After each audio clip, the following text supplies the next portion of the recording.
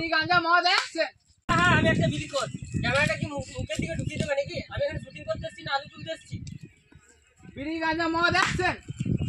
হ্যাঁ হ্যাঁ আমি একটা বিড়ি কর। মাইকটা কি মুখের মধ্যে ঢুকিয়ে দেবে? আমার সামনে দুটো দাঁত নাই, তাহলে আমি কথা বিড়ি বলবো কি? গাঁজা মদ আছে? হ্যাঁ হ্যাঁ আমি একটা বিড়ি কর। কাট কাট কাট। মেকআপ ম্যান ইধার আও। মুখে বন্ধ করে বসে আছে, মেকআপ করে দিয়ে যাও।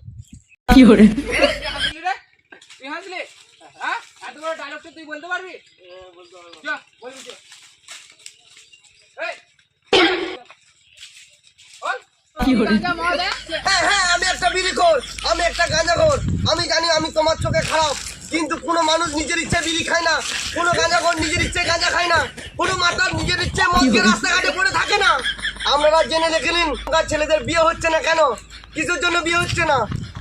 সমাজের দারিদ্র্যের বিরুদ্ধে লড়াই করে বেঁচে থাকতে হয়। তাই বলছি, আমি জানি যে মদ খাওয়া কোনো অপরাধ নয়, কিন্তু বিয়ে না হওয়া যে বড় অপরাধ সেটা বলে বোঝাতে পারবো না, কোনো বোঝাতে পারবো না। বাহ ওয়ান্ডারফুল সুপার হয়েছে সুপার। বাহ বুকে আছো তুমি, আমার বুকে আছো।